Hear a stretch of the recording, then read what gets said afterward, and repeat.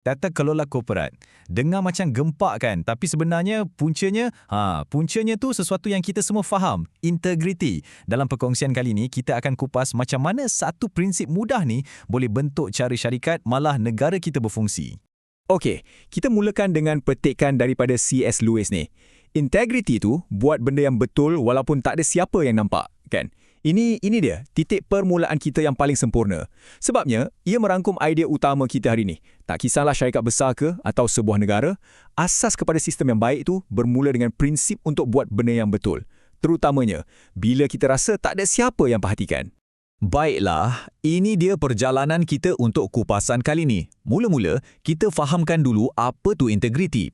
Lepas tu, kita tengok macam mana ia membesar dari seorang individu sampailah ke peringkat negara. Kemudian kita zoom in terus ke dunia korporat dan kita akan selongkar apa jadi bila sistem ni semua lingkup. Dan akhir sekali, kita akan bincangkan satu soalan besar, iaitu soal accountability. Okey, jom kita mula dari yang paling asas. Sebelum kita nak sembang pasal sistem-sistem yang rumit, struktur yang kompleks, kita kena betul-betul faham dulu. Apa sebenarnya yang kita maksudkan bila kita sebut integriti ni? Kalau kita tengok definisi formal dari Kamus Oxford, integriti ni ada dua bahagian penting. Yang pertama, yang kita semua dah tahu, jujur, ada prinsip moral yang kuat. Tapi, bahagian kedua ni yang betul-betul penting. Keadaan yang utuh dan tidak berbelah bahagi. Apa maksudnya tu?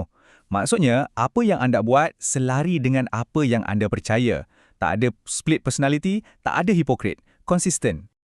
Sekarang, jom kita tengok pula dari perspektif Malaysia melalui Pelan Integriti Nasional. Di sini, konsepnya diperluaskan lagi. Integriti bukan lagi sekadar sifat peribadi seseorang, tapi ia dilihat sebagai kualiti unggul yang boleh wujud dalam satu organisasi secara menyeluruh. Inilah dia jambatan yang menghubungkan nilai peribadi kita dengan struktur korporat. Baiklah, dari individu, jom kita zoom out sikit. Kita tengok macam mana nilai peribadi yang satu ni boleh jadi satu komponen yang super kritikal dalam menentukan nasib sesebuah negara.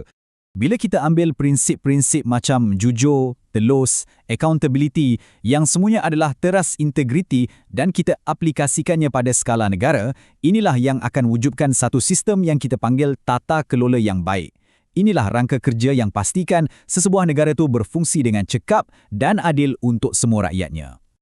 Okey, dari skala negara yang besar tadi, sekarang kita kecilkan skop. Jom kita masuk ke dunia perniagaan, dunia syarikat, di mana peraturan dan prinsip yang sama sebenarnya turut diguna pakai. Ini dia definisi rasmi dari laporan Jawatan Kuasa Peringkat Tinggi Kewangan. Mungkin nampak panjang dan berjela, kan? Tapi kuncinya ada di sini. Ia bukan semata-mata pasal buat untung, tapi lebih kepada bagaimana keuntungan tu dijana dan kepada siapa syarikat tu perlu bertanggungjawab. Jadi, kalau kita nak mudahkan cerita, ia boleh dipecahkan macam ni. Proses dan struktur tu ibarat buku peraturan syarikat. Kemakmuran perniagaan pula, itu matlamatnya. Accountability corporate, ini tanggungjawabnya. Dan yang paling penting sekali, kepentingan pihak berkepentingan.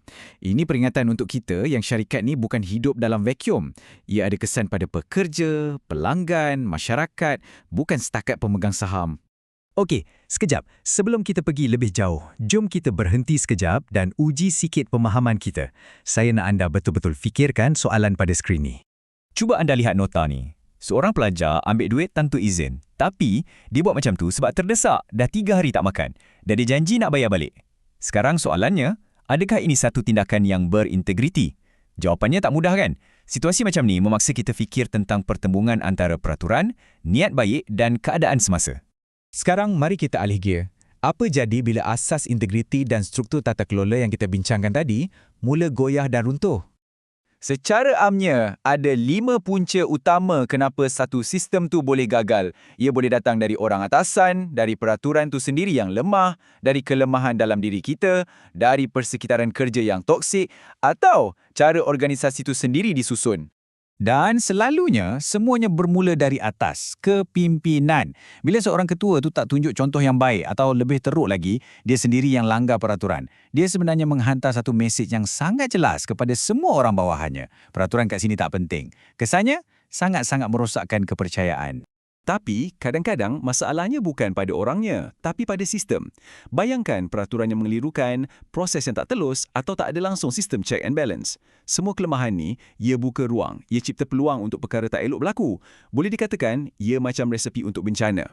Sudah tentu ada lagi faktor-faktor lain. Contohnya, budaya kerja yang buat orang takut nak bersuara. Atau kelemahan individu macam tamak, haloba dan juga struktur organisasi yang kucar-kacir sampai tak jelas siapa bertanggungjawab untuk apa. Semua ni menyumbang kepada satu persekitaran di mana integriti sangat susah nak hidup. Dan inilah dia, hasil akhirnya. Bila semua faktor ni bergabung, ia akan membawa kepada kegagalan sistemik. Akibatnya bukan lagi setakat kesilapan kecil, tapi masalah-masalah besar macam rasuah dan penyalahgunaan kuasa. Inilah harga yang perlu dibayar bila integriti dan tata kelola dipandang ringan.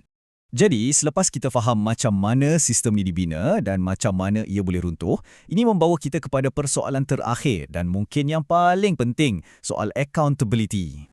Ini adalah intipati yang kita semua perlu faham. Kedua-dua konsep ni saling berkait rapat. Satu perbuatan rasuah tu jarang sangat puncanya datang dari seorang individu yang jahat semata-mata. Hampir selalunya, ia adalah cerminan kepada sistem yang lemah yang membenarkan perbuatan tu berlaku. Jadual ni tunjukkan dengan sangat jelas hubungan sebab dan akibat tu. Bila integriti peribadi kurang, muncullah rasuah. Bila tata kelola lemah, terbukalah pintu kepada penyalahgunaan kuasa. Dan bila etika secara umumnya buruk, hasilnya adalah salah urus. Nampak kan? Ia satu rantaian yang sangat jelas. Maka, kita kembali kepada soalan asal. Kalau kita nak bina organisasi dan masyarakat yang lebih baik, dekat mana kita patut fokus? Adakah kita patut betulkan sistem, baiki peraturan dan kukuhkan struktur luaran? Ataupun kita patut mula dengan memupuk integriti dalam diri setiap individu? Mungkin jawapannya ada pada kedua-duanya sekali. Inilah persoalan yang saya tinggalkan untuk kita renungkan bersama.